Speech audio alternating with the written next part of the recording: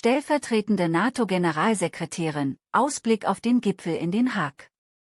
Die stellvertretende NATO-Generalsekretärin Radmila Shekerinska spricht über den bevorstehenden Gipfel in Den Haag beim Jugendsummit 2025.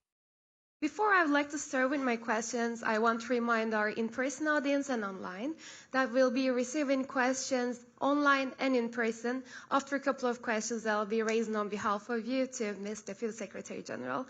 But I would like to start with a very important question because the Alliance is prepared for the summit in The Hague. The expectations are very high and also the agenda is super dynamic. So my question is, what should we anticipate from this historic summit and which kind of strategic directions do you think it will set for NATO's path forward? Well, we are now gathered at a youth summit, but the Alliance is very much preparing for the summit that will take place in The Hague in the second half of June. It is an important summit because we are living in dangerous and very challenging times. Several people have mentioned yesterday and today that the war in Ukraine is still raging, and Russia's connections with Korea, North Korea, with Iran and with China are actually interconnecting the Euro-Atlantic area with the Indo-Pacific, but they also show how important it is to develop our deterrence and defense as an alliance, but also as a family of countries which share the same values and the same interests. And the Hague Summit will very much look into our key goal, and this is how do we make NATO even stronger? How do we make it more balanced, more equal, I mean the contribution of each of the allies, and how do we make it more lethal? And let me say, what do we mean by these words, stronger, fairer, and more lethal? When we talk about a stronger alliance, we talk both about unity, but also about being capable to really defend all allies. So we say all for one, one for all, but it means you really need to have the capacity, you need to have the capabilities, you need to have the force. And this is why the focus on the Hague Summit will be very much in continuing with the trend of increased defense spending. You know, when security is threatened, nothing else matters. I mean, I come from this region when I was your age. Most of Europe was enjoying its peace dividend, but this region actually understood how peace and security are important. So we know that in the moment when peace and security is threatened, everything else disappears. So when times are challenging, we have to make sometimes difficult choices.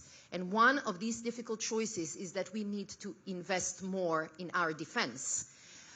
This has already started happening throughout the alliance. We have seen a number of allies not just reaching 2%, which was the pledge that NATO did more than 10 years ago, but actually going much beyond. And if you see, especially the countries close to Russia, they have moved to 4%, they have pledged even 5%. And this is a choice that clearly reflects the threat that everyone is sensing. So the focus on the Hague Summit will be very much how do we increase defense spending? How do we strengthen the defense industrial base? And here we do have also certain opportunities because this revised defense spending, this strong focus will mean also new job opportunities. It will require a lot of innovation, which is why Secretary General actually decided to call all of you to join in these efforts. And then when we say we want NATO to be fairer, it means that the sharing of the responsibilities has to be more balanced. And there was clearly a call for European allies and Canada to do more. They have increased their defense spending and they have pledged to continue to do so in the future. But also, if you analyze our land forces now throughout the Euro-Atlantic area, you will see that 7 out of 8 of these formations are actually run and commanded by European commanders. And this shows very clearly that European allies and Canada have stepped up and this will very much be the focus at the next Hague Summit. We are here in Montenegro, and we can, if we look at the skies in a certain period of the week, we will see Greek and Italian planes protecting the skies, not only over Montenegro, but also over a number of allies within the region. And this shows the commitment that allies have. We also use the word that NATO needs to be more lethal, and I know that it's a bit frightening, right? Let me be very clear. NATO continues to be a defensive alliance, that's for sure.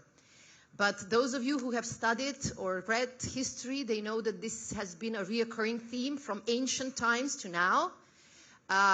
Everyone said, if you want to avoid war, you have to prepare for it.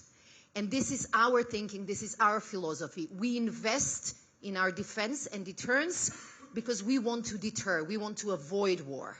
And if we show the strength, if we show the unity, if we show our capabilities and our determination to protect all allies, this is how we avoid war. And these are the three deliverables that we plan to get at the Hague Summit. I know it's ambitious, I know it's tough, but we believe that the time has come for the alliance to move forward, and we count on all of you supporting it.